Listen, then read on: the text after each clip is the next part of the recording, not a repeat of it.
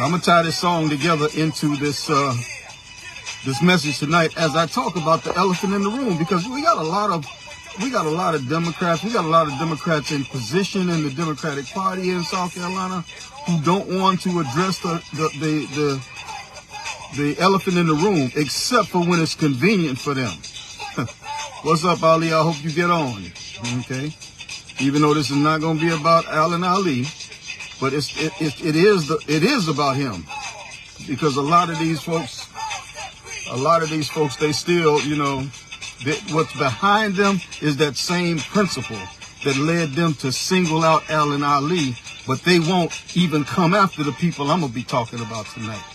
Democrats in disguise. You know, the Republicans got this phrase called rhinos, Republicans in name only. Well, we got DINOs, Democrats in name only. And I'm going to talk about them because they done laid it down. They done laid it down. And I can't just sit back and let folks keep doing it. I'm tired. There was a time when they might have had a chance to as a matter of fact, they did. For years, I just kept this stuff in. I ain't shared. But them days is over. Them days is over. You know, as, let's see how old. I'll be 72 in a couple of months, 72 years old in a couple of months. And I've just kept too much in, and I've watched as our community suffered because we have people that have been elected into office. People who we literally, as the constituents, went to the polls and voted for, expecting them really to represent us. And the reality is, a lot of times they've been faking the funk. They've been flogging on us. And that's why we look around us. We see our communities ain't got no better, you know. It ain't got no better.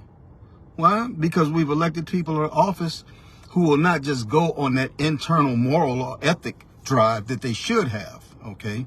Instead, they need to be pushed, and we have not pushed them to do right by us. And once we didn't push them, that gave them an open book, a blank check, open door to do basically what they wanted to. And when we look around ourselves, we see that we have not gotten anywhere.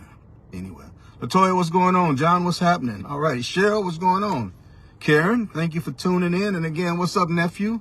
Y'all please share this out. Maybe we can get some people on here tonight to tune into this. You know, that song, that was Public Enemy. Public Enemy from 1989, a song called Fight the Power. Now, you know, Public Enemy was formed by Chuck D and Flavor Flav in New York in 1985. But in the summer, July actually of 1989, that's when they released this song, Fight the Power, a song that literally summed up the spirit of radical change in the black community, a spirit that had long since been lulled to sleep after the civil rights movement, when like crack and gangs and guns and poverty flooded our streets in the urban community. All of a sudden, 1989, July, bam, here come Public Enemy with this Fight the Power. And people was feeling that in their heart. Feeling it in their heart. We got to fight the power that be.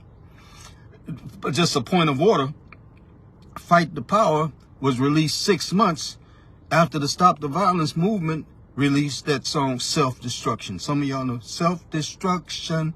We're headed for self-destruction. Some of y'all, man, multi-artists on that, everything. But 6 months after that awareness song of self-destruction came out in January of 89, 6 months later, July, Public Enemy dropped this Fight the Power.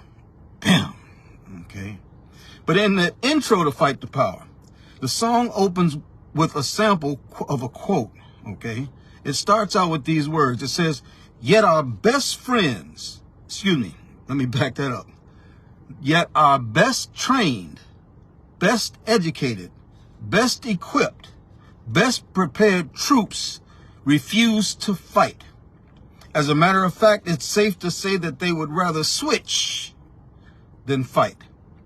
This opening, often wrongly credited to the Reverend Al Sharpton, it ain't Al.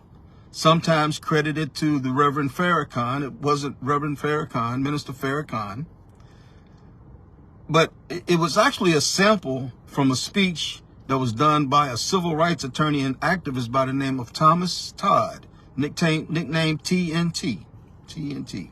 And many believe that in this quote, Todd was actually talking about soldiers over in Vietnam. Remember, 1989 was a reflection. Well, you know, we were still in the window, looking at Vietnam through the rear view mirror, and how many of our people were called to service. When I say our people, I mean black people, were called to service for a nation that really never did respect them, you know, even as human beings. But many believe that in this quote, Todd was actually referring to the soldiers in Vietnam. Black soldiers are best trained, best educated, best equipped, best prepared troops. Black troops who went off to serve in a war for freedom for the people of another country on behalf of a nation where they themselves were never free. Make that make sense, okay? And many of them, when they saw those soldiers, when they saw the insanity of this, as Todd said, they refused to fight. Thomas TNT Todd said, yet our best trained, best equipped, best educated, best prepared troops refused to fight. As a matter of fact, it's safe to say that they would rather switch than fight. They'd rather switch and join forces with the other side than fight on the same side as their oppressor. Some of y'all might be picking up right now on the direction I'm going right now.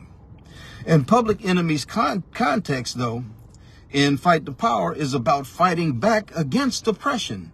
The same thing the Thomas TNT Todd sample is talking about. But Public Enemy's context is different, though. It is different. They're speaking about, and pay attention to this, they're speaking about those in 1989 who caved in and became a part of the system that was oppressing them. They caved in and became a part of the system that was oppressing them. They switched sides. Not to join the side of the oppressed, but they joined the side of the oppressor. They laid it down. How did they do that? Well, they began selling dope in our community and dropping out of school and using dope and gang banging and drinking up and smoking up and abusing one another and beating women and all of these different things. Anything that you could think of, instead of doing what? Standing up and fighting for their rights and against the oppressor. In the streets of urban America, yet our best our best trained, I don't know why I keep saying that, friend. In the streets of urban America, yet our best trained, best educated, best equipped, best prepared troops in the streets refuse to fight. As a matter of fact, it's safe to say that they preferred switching over to the side of the oppressor than fighting. In 1989, never once did Public Enemy say join forces with the enemy. Chuck D, Flavor Flav, they said we got to fight the powers that be. Hello, somebody. This is Facebook Live with the pastor, and I pray that you all will share this out and invite others to come on board and give a listen today. Because what we see in this political arena, in some areas, it just ain't right. You got people who look like me who have joined the side of the oppressor. They've switched instead of fighting. Some of our best trained, best educated, best equipped soldiers done flipped over to the other side, okay? Brothers and sisters, I'm here tonight to talk about the elephant in the room. Some of you may know that the elephant is the symbol of the Republican Party. The elephant is the Republican Party symbol. Democrats have the donkey. Republicans have the elephant, okay? That's their symbol. That's each one of them's symbol. And with that being said, tonight I want to look again at what's going on in South Carolina State Senate District 42 race. In case you didn't know, some things that need to be said, especially since the South Carolina Democratic Party and the Charleston County Democratic Party made such a big fuss about Alan Ali, but haven't said a word about Vicky Nguyen, who is a Republican running unopposed for the South Carolina Senate District 44 seat as a Democrat. Yes, she's a Democrat. In 2012, Ms. Nguyen ran as a Republican for the South Carolina House District 4 seat. She ran for office as a Republican. Ms. Nguyen is a pro-life advocate, which is against democratic values. Ms. Nguyen is pro-school, school choice. Another Republican value, not democratic values. Democrats believe in public education, not pro-choice. But the South Carolina Democratic Party and the Charleston County Democratic Party, neither of them, they've allowed her to stay on the ballot. Not like they did with Alan Ali. See, I don't get all of that double standard. I really don't get it. And they can't tell me there's not an excuse they can give to me. I don't care what their bylaws or anything that says. It's sort of like with y'all saw the video of Diddy, right? And I'm not going to talk about that video, but what I'm going to talk about in the aftermath of it here, the hotel that had that camera, they took money in order to not say anything about that. How do you do that? How do you turn your head to a woman being beat like that and say, okay, I got a few dollars, I'm done. I ain't going to say nothing. I ain't going to say nothing. And now they're saying that they have no responsibility. I don't get that. I don't get that. But here you have that's a double standard. Same double standard that the South Carolina Democratic Party and the Charleston County Democratic Party have when it comes to this lady, Vicky Nguyen, who's running for House District 44 as a Democrat. And she has a history of not only supporting Republican values, but running for the House of Representatives as a Republican. And they ain't said nothing about her. You know, I guess Ali didn't look the right way, or maybe he didn't, dress the right way or practice the right religion or something. I don't know what it is, but I'm a little ticked off about all of that because they cannot make no excuse, just like that hotel cannot make an excuse for not doing what's right, what's fair, and what's equitable for everything. But, as I said, though, this is a continuation of my look at what's going on in the South Carolina State Senate District 42 Democratic race, where those who are opposing the Democratic incumbent, those who are opposing the Democratic incumbent, that's Dion Tedder, it looks like those who oppose him might have decided that they would rather switch than fight. So let me rehash the background I shared in my live on Sunday relating to Senator Robert Ford, Wendell Gilliard, and Kwajo Campbell, and Kim Green, who is the current candidate. Okay.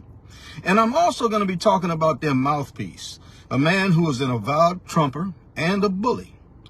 Of course, I ain't got no problem with his political choices. That's his thing. I don't care who he supports. Okay.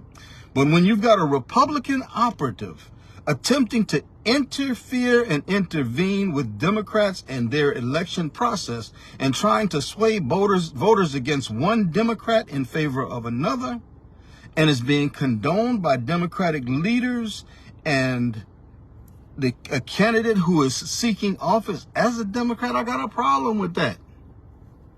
I got a problem with that.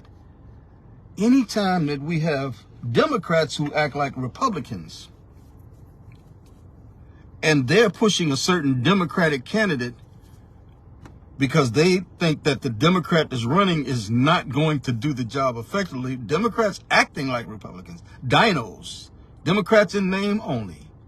And then you actually got an operative who is an actual Trump supporter, a Republican, going against the Democratic candidate on their behalf, including the candidate that's running, the Democratic candidate that's running. Anytime that you have a Republican operative being brought in to demean, demoralize, otherwise drag votes away from the Democratic candidate, then you know that the people who are supporting that other side, that other team, there's something, the elephant is not only in the room, the elephant is in their hearts. And that's where I am today. So let me start by recapping what happened on Sunday, okay? On Sunday, I made this connection between Senator Robert Ford, State Representative Wendell Gilliard, Quadro Campbell, and Demond McIlvain, and Kim Green, who was the candidate, okay? And I went back to the election where Marlon Kimpson ran first time for office in 2013. That year, in the first year of his, I think, third term as a South Carolina senator, Robert Ford was forced to resign. Okay, I'm not going to get into the reasons why. You can look that up for yourself. But he was forced to resign in that first year, creating a special election situation. In that special election, several people ran for that seat, including Marlon Kimpson, who eventually won that seat. That was another time, even though it was a Democratic seat, but Maurice Washington, who is a Republican, ran against Marlon Kimpson in that. And it set up a runoff election, which Kimpson wound up winning, okay? But Ford had stepped down from his senator's seat that he held, I think, since 1993. 2013, 10 years, he had to step away from it because of legal matters, okay? So since it was a special election, Kimpson was elected and he finished out the 3-year term that he got for the seat that Robert Ford previously held. And then he had to run his first race to run for himself for, for that same seat. Okay, that's the way special elections work. Dion Tedder last year, when Marlon stepped away from that seat, when he won that election, that's why he has to run again this year, because there was 1 year left in Kimpson's term, which is up this year. So Dion has got to run again in order to win the seat back. And I'm encouraging everybody, just as I'm doing. It's on you. I'm supporting Dion Tedder. I believe and I trust in him, and I know he represents democratic values without no Republicans in his camp. Okay, straight up. But when Ford lost that race, Ford got it in his mind, okay, that he was going to run against Kimpson in 16. I guess he figured he could win a seat back. The last time that he had an election was like in 99, and he won with, not in 99, in 2009, and he won with like 98, in 2013, excuse me, he won with 98% of the vote. He had a good turnout, 98% of the vote for Senator Robert Ford. But he messed up and had to leave the office. Kimpson won the seat, and I guess Ford said, I'm going to get it back as soon as it's that time to run again. 2016 was when that 3 years was up. He ran again. Ford ran again against Kimpson this time in order to get it back. Robert Ford was on probation at the time when he ran, okay? And he lost. He lost the seat. Kimpson won him soundly, almost 80% of the vote Kimpson got. And Kimpson went on to continue his career as South Carolina Senator for District 42 until he left last year. But something clicked right around that 2016 election. All of a sudden after that, we started seeing these issues pop up, these accusations about politicians who were not born or raised right here in Charleston County, who are in office, namely Marlon Kimpson, that because he wasn't born here, then he would not legislate properly or represent the people of Charleston County properly. Nothing but pure lies, because Kimpson did an outstanding job representing the people while he was in the South Carolina Senate. And that's why the people kept voting him in and didn't vote for Ford for that second time when he ran after leaving. This is where I believe, like, the real vitriol and nastiness, this is where it started at. The unfounded and unsubstantiated rhetoric about Marlon Kimpson. And now the same rhetoric being used about Dion Tedder, about fictitious lies and allegations about Columbia politicians, about elected officials from Columbia not being able to govern in the best interest of the people of Charleston, about using the seat solely for advancing a political career and not for the good of the people. They've been saying that Kimpson left last year. That was part of his plan to further his career and to leave the people behind. This is how crazy the whole thing sounds. To leave the people behind, because his plan was to use the Senate as a stepping stone. Listen, in every job that anybody has taken on, the thing was not to stay in the same place where you were at, but to climb up. That's why Wendell Gilliard went from the City of Charleston City Council to the House of Representatives, and then last year he tried to run for Senate. But they ain't got no problem with him. All of a sudden, when it's somebody else other than their pick, then it's he did this for to further his career. Well, I don't get it. Around that same time, that's when this dark-skinned, light-skinned foolishness came about, okay?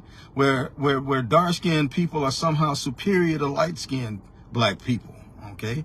And light-skinned black people will not give 100% representation to their darker-skinned brothers. I don't get it.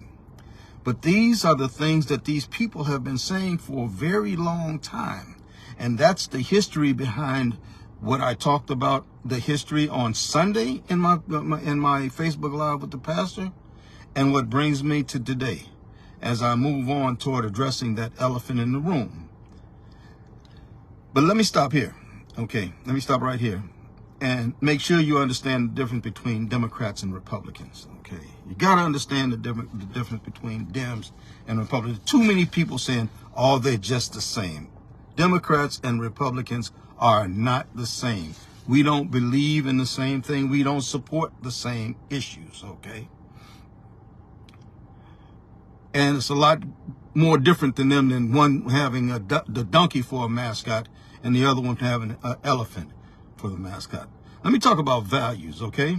Democrats, real Democrats. I'm not talking about DINOs, Democrats in name only. I'm talking about real Democrats.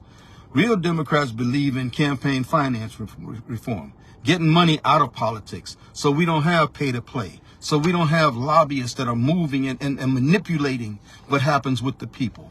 Get money out of it.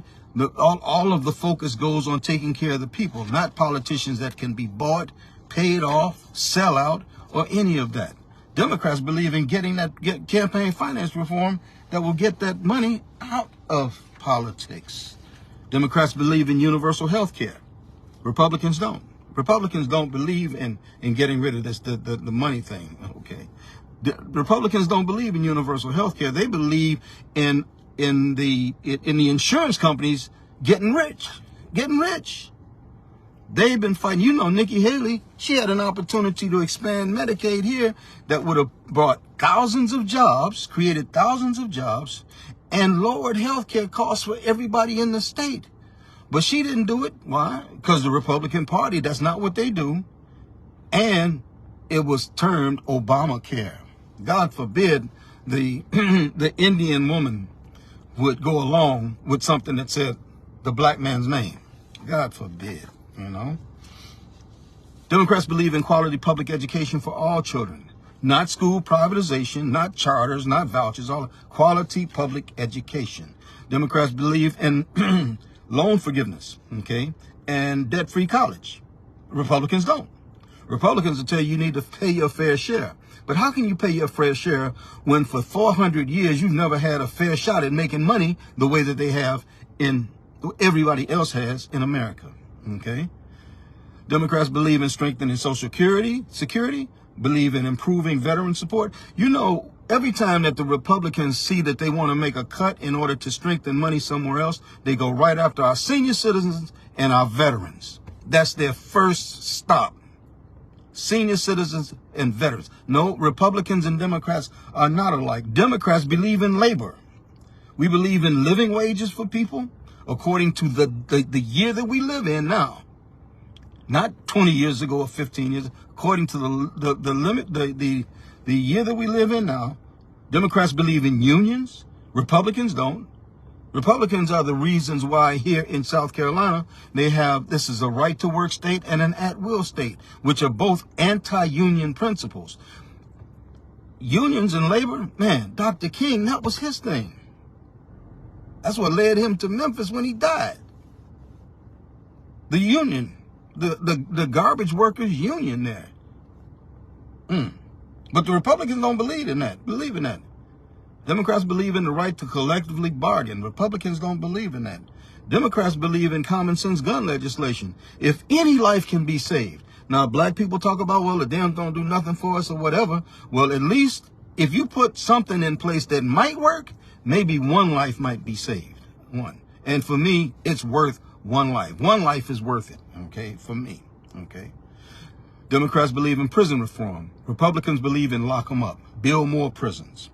Democrats believe in women's reproductive rights. Republicans don't. I don't even have to explain that. Democrats believe in LGBTQ rights, Latino rights, Muslim rights. Republicans don't. Democrats believe in expanded voting rights, something that we fought in the civil rights movement for decades to get. And all the Republicans want to do is roll it back and take our rights away, while they're claiming that we're the ones stealing elections. Lies, nothing but lies. Democrats believe in requiring the wealthy to pay their fair share. There's nothing right about wealthy people, the ultra wealthy in particular, who are paying less in taxes than you and me right here on the street. That ain't right. Democrats believe in taxing the wealthy so they can pay their fair share. Republicans don't. Republicans will give them a break. Give them a break. They got $132 billion. They don't need a break. Let them pay the taxes. That ain't gonna hurt them. They gotta pay taxes off the interest on the money. But that's the difference between Democrats. Oh, and of course, Democrats believe in Black Lives Matter. You will hear Democrats proudly say Black Lives Matter. And they will get out in the streets and march with you. Republicans, that ain't what they do. They do not do Black Lives Matter. That's not the Republican way. So, no, you can't tell me that Democrats and Republicans are the same. They are not. And you need to get that through your heads, okay? Because they are not. And anytime that you see a Democrat who has sided with the Republicans or is supporting Republicans, they've switched. They'd rather switch than fight. And I got a problem with that. And that's what brings me to the elephant in the room. In the South Carolina Senate District 42 race, there's a Democratic candidate, Kim Green, who is running against the incumbent, Dion Tedder. And it looks like her sole backing is probably coming from DINOs, Democrats in name only. And these are probably the same people who even convinced her to get in the race in the first place. Why? Because somebody's still butthurt about losing to Kempson in 16 and then losing to Dion Tedder last year. So now they're going to put somebody else up there, even though their track record is starting to look a lot more like Democrats than it is Republicans. I mean, it's a lot more like Republicans than it is Democrats. I'm sorry. I got it twisted up. Her team, and I'm fairly certain of this, Senator Robert Ford, State Representative Wendell Gilliard, Quadjo Campbell is the campaign manager, same campaign manager that Gilliard had last year, when all these same talking points that they're talking about Dion Tedder are back out there again through their man on the streets, Damon McElveen, a.k.a. Omar Fall, okay? Same team. Same team from last year was with Gilliard when he lost to Dion Tedder. Same team that's out here right now, and probably the same ones who put Kim Green up to run for this seat. Kim Green, who has never been out in this community. I don't care what she's saying in these, I mean, maybe in her own personal circles or private circles, but y'all know me well enough to know I've been in these streets. I've been deep in these streets for 20 years, and I know who's been in the streets and who ain't been in the streets. And you can't tell me nothing about, okay, I'm with Cajun. Well, there are about 10,000 people with Cajun who come to a little event 1 or 2 or 3 times a year, but that's where their advocacy stops. Okay, period. How do I know that? Because when Treva Williams came to town in 2012 or 2013, I believe it was, when they first started up, guess who she reached out to when she first got here? Right here. We had conversation, and I've been affiliated with Cajun every year since then. Okay, so I know the leadership. I know the leadership. I know the leadership. I know Reverend Hayward. I know Reverend Rivers, Nelson B. Rivers III. I know them, you know, and they all know me. So she can't tell me that she's all tied up in all of this and is all kind of activist or whatever, you know. But I personally believe that Wendell Gilliard, although he's never been called out by the South Carolina Democratic Party or the Charleston County Democratic Party either, I believe he's really a DINO. I'm going to be honest with you. A Democrat in name only, okay? Well, why do you think that way, Pastor? Well, I'm glad you asked me that question, okay? Democrats believe in quality public education. I said that already. Democrats believe in quality public education, not school choice or privatization. And Gilliard has publicly supported school privatization in the past. So before I do anything, let me just read what the South Carolina Democratic Party and the Democratic National Convention committee that they say about education for Democrats, what our value system is.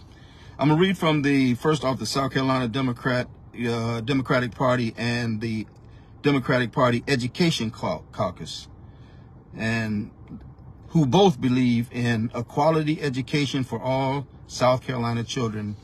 It's in their charter. In their charter, they clearly say this, and I quote, "We believe that the state laws on charter schools and publicly funded private schools violate the South Carolina Constitution." So the South Carolina Democratic Party, they say that vouchers and funding publicly funded private schools, that's a violation of the state constitution. So why would a Democrat who is part of this support public schools? What happened? A few years ago, Wendell Gilliard, he literally became the face of this group called Coalition for Kids, a school privatization group who were trying to infiltrate Charleston County School District. And under Joe Riley's lead, Joe Riley's he's a DINO too. Under his lead, they ran ads all over the black media, news ads, radio ads, all kinds of TV ads, all of this pushing these Coalition for Kids candidates. And whose face was out front on that? Hi, I'm State Representative Wendell Gilliard, and I support Coalition for Kids. School privatization. But what did the South Carolina Democratic Party and the National Committee all believe the same thing? It violates South Carolina's state constitution.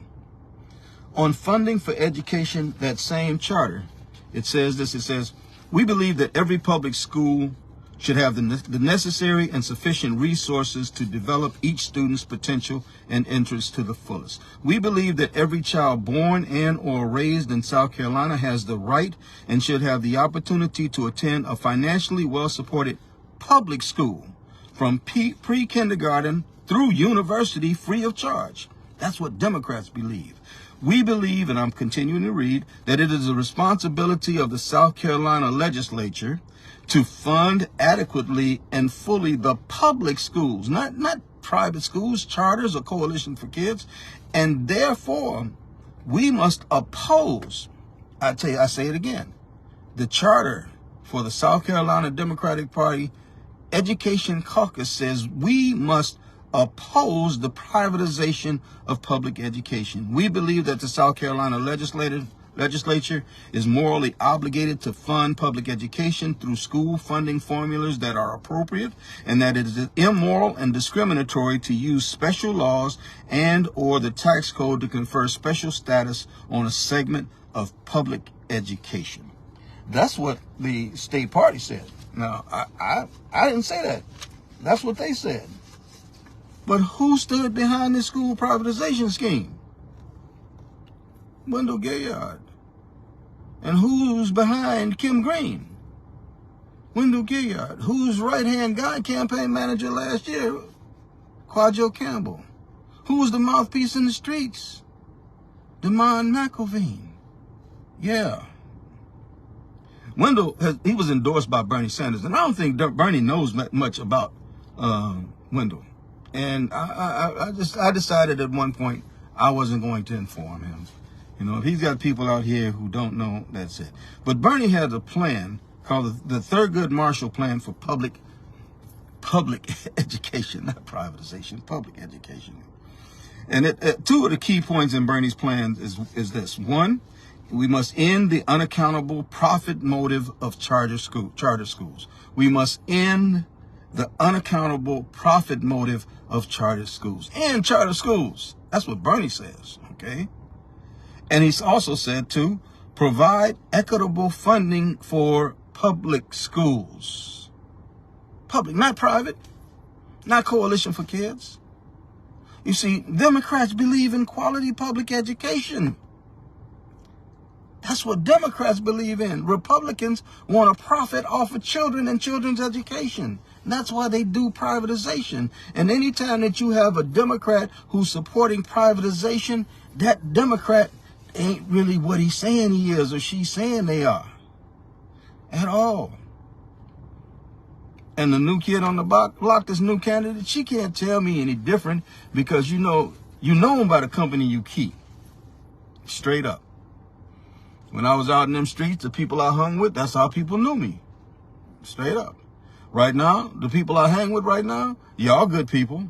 That's how people know me. They know I must be an all right guy because I hang with all right people.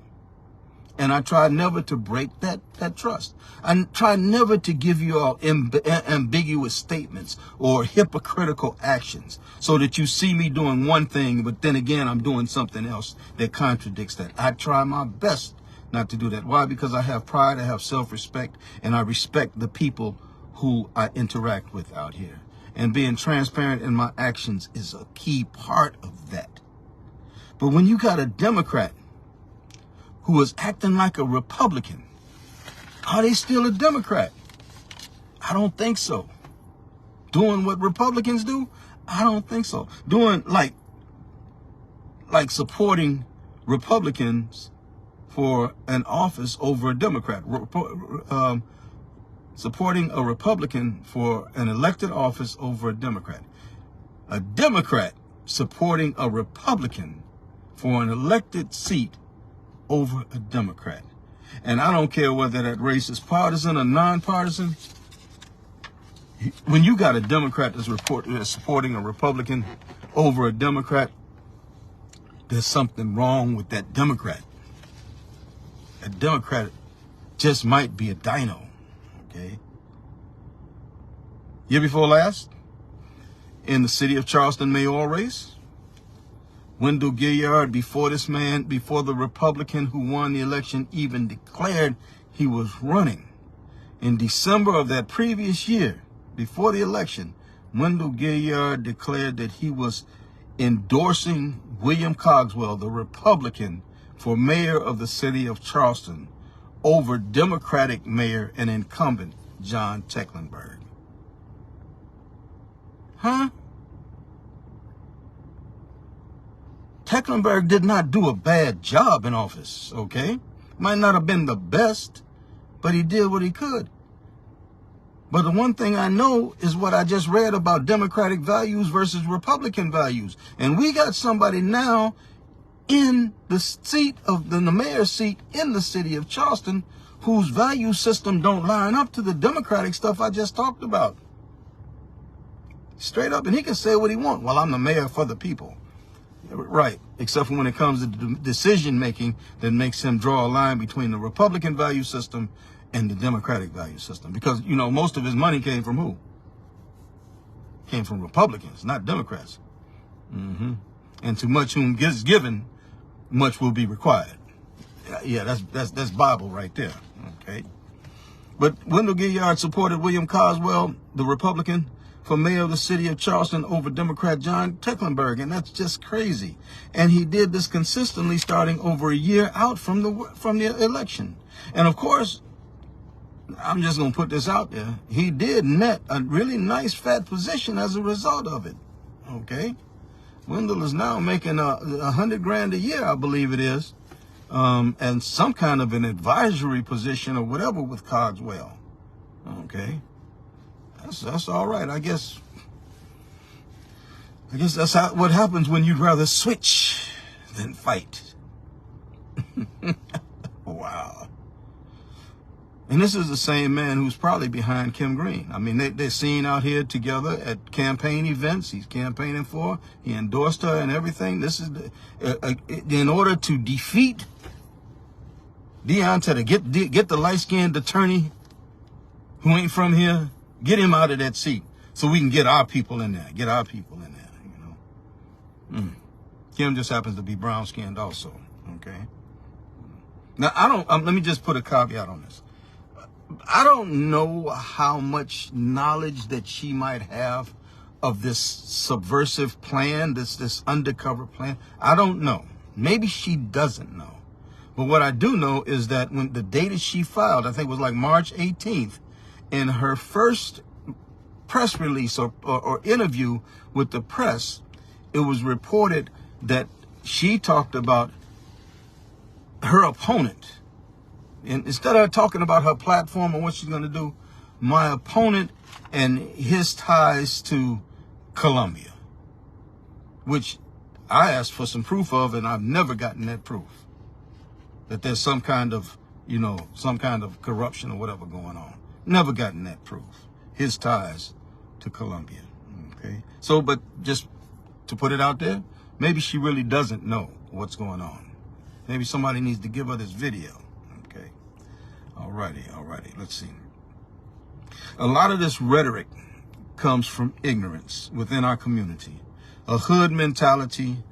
And I hate to say it, but, you know, here you got Wendell Gilliard, 25 years in politics, Senator Ford, former Senator Ford, what was that, 10 years in the Senate.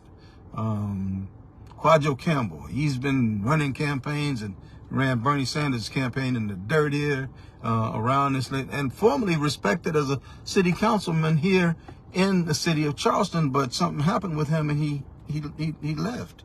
And he only comes back here, you know, when it's those opportune moments or whatever. But a lot of this rhetoric comes from ignorance within our community, a hood mentality that is demeaning and totally detrimental to our advancement as a people. And Ford, Gilliard, and Quadro have a self-admitted racial bigot who shares the lies that were developed by them, maybe just by Ford, I don't know, to demean lawyers in office, people who weren't born in Charleston but are elected to office, and light-skinned people who are in office, running for office, or who he just doesn't like, as he makes these foul-mouthed attempts to incorporate the block into professional circles. These foul-mouthed Facebook lives. And just, for me, you know, I know the fella got a lot. He got issues with me and everything, but I pray for him, you know, because maybe one day he will realize that his future is ahead of him, but he can't hold on to the past self that he was and get there. You can't put off into the internet and then try to delete it, because people got these videos. Delete these videos where you just cussing up and bad talking about women and talking about all kind of stuff, cussing up. I don't get it. I don't get it. When we're trying to come up, we as a community are supposed to be trying to do better. And here we got somebody who thinks that they're, I don't know. Again, I will continue to pray for him, you know. But, you know, this man, though, who's been doing these foul-mouthed rants, bad-mouthing Deion Tedder in order to build up Kim Green, he's an admitted Republican. Ain't no doubt about it. He's an admitted Trump supporter. And he has publicly admitted that he does not like white people. Okay? A proud Trump supporter who supported Republican Al Cannon over Kristen Graziano 4 years ago. This is the guy that's out here as their mouthpiece, Damon McElvain. Okay. Oh, my fault. I hope that he, again, I hope he wakes up. You know, he's got a future if he would just wake up. When he first hit the ground running, right around 2013, I believe it was, I was having a rally, 14 maybe. I was having a rally downtown. I think it was King Day or something like that. And him and Quadro showed up. Wendell was supposed to be speaking, but Wendell canceled out said Quadro came. I had reservations about giving Quadro a mic, but I gave it to him. And then Quadro gave DeMond the mic. And I had no problem with that. And he spoke eloquently then, you know, and I was good with that. He met me over in Mount Pleasant. Not long after that, when you had the two Wando High School students, they got into the fight, and the one guy killed the other guy with a knife. I went to the funeral. I went to the vigil and then to the funeral to show respects to that family. And DeMond met me over there, you know, and I really had high hopes that he was going to be moving in the right direction. But unfortunately, something changed. I don't know what it is. But now, you know, again, he's an avowed Republican, conservative. I don't even know. Maybe even MAGA. Okay, maybe even MAGA. I got, let's see. I don't know if you can see it in the dark, but, you know, I only pulled a couple of things from, one thing from his Facebook page, okay? And even though I got quite a bit more, I got a file of screenshots, okay? But this one, okay, nickname is Omar Fall, okay? It's DeMond McElvain. And the thing it says here, where's the party tonight? I'm buying drinks for everyone who comes up to me and says, Trump 2024. There's much more. There's much more. So again, now we got these allies, people around you. You're known by the company you keep. Ms. Green, if you didn't know, these are the people that you're associating with. Democratic Light, DINOs, Democrats in name only. One even straight up Republican who's campaigning for you and against somebody else. That ain't no good look. And I hope the people out here realize that this is what's going on. That's why I did that, okay? Yet our best friends, yeah, I said it again. I think I need to do a message on Friends or go and read up about Friends, because I keep saying it. Yes, our best trained, best educated, best equipped, best prepared troops, man, Robert Ford, Wendell Gillard, Quadro Campbell, DeMond McElvain, Kim Green, our best trained, best educated, best equipped, best prepared troops refuse to fight. Join in the opposition. It makes no sense. As a matter of fact, it's safe to say that they would rather switch than fight. It looks to me that these, Ford, Gillard, Quadro, DeMond, and yes, Kim Green, the Democratic candidate for the South Carolina Senate District 42, who's running against the incumbent, who I'm supporting fully, Deon Tedder, our best trained, best equipped, best educated, best prepared troops, it looks like they have seriously decided to switch instead of fight. Fighting for universal health care, fighting for living wages, fighting for unions, fighting to end gun violence, fighting for women's rights, fighting for voting rights, and fighting for human rights. Oh, yeah, and fighting for quality public education, too. Yet our best trained. What did Public Enemy say that you're supposed to do in order to stop this madness? They said you got to fight the power. How do you fight the power? We fight the power by not listening to this crazy rhetoric that is being put out here about Deon Tedder. Stay focused, because we need to get somebody that we can trust and believe in that seat, Senate District 42. Marlon Kempson made amazing inroads in that seat. I'm going to do a live in another couple of days about Deon specifically, Deon Tedder, State Senator Deon Tedder.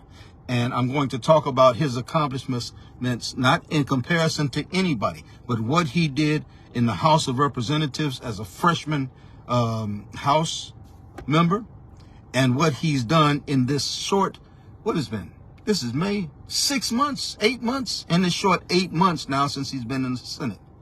And I said it the other night.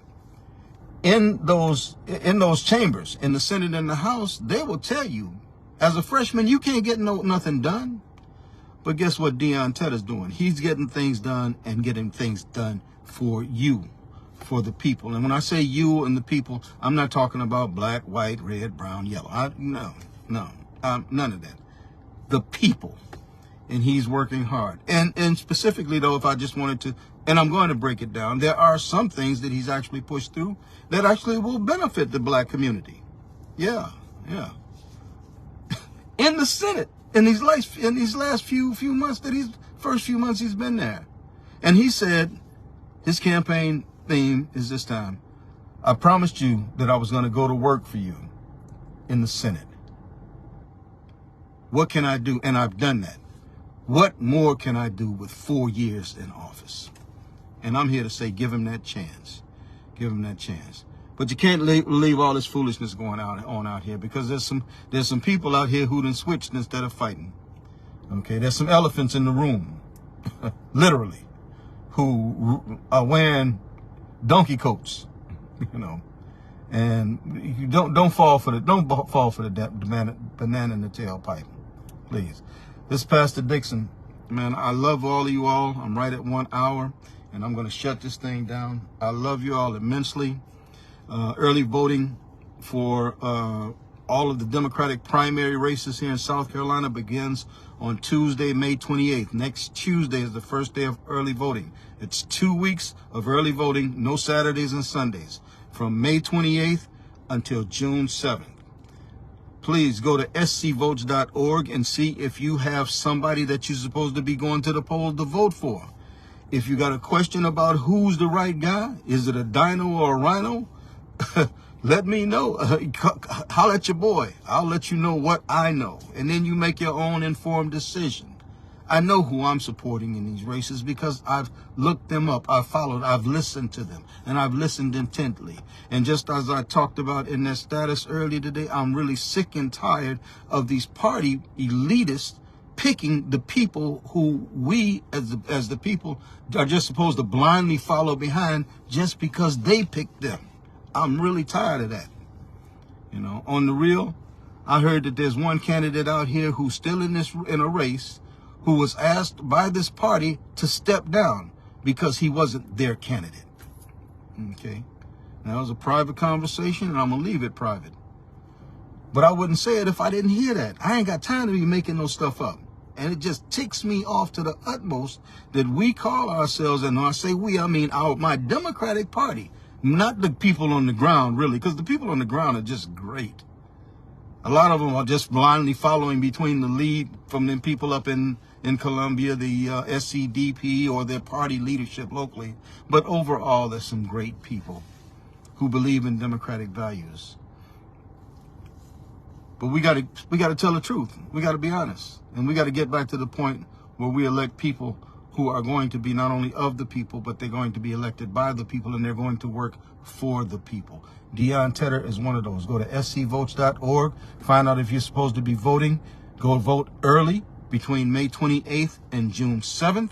If you don't vote then, the election day, the only other day to vote for this primary election to decide which one of those two candidates in District 42 is either going to be Tedder or is going to be Green. One of the two. I'm praying that it's going to be Tedder, but you got to go vote between May 28th and June 7th, or if not, then on June 11th. Tuesday, June 11th is the actual primary election date. Polls open from 7 a.m. to 7 p.m. Let's get it done. I love you all. Thank you all for humoring me and staying with me for this hour. I really appreciate each and every one of y'all. Give them loved ones a hug tonight. Love them babies, kiss them babies, hug them babies, and keep putting that word love out here in this atmosphere. If we keep putting that word love out in the atmosphere, God only knows if we can change these miserable conditions that we live in. I think we can, and I think God would be pleased by that. Y'all have a wonderful evening. I'm going to talk to y'all again soon. Facebook Live with the pastor coming up again real soon to talk about Dion Tedder's accomplishments. Y'all take care. God bless you. And I love y'all. Peace.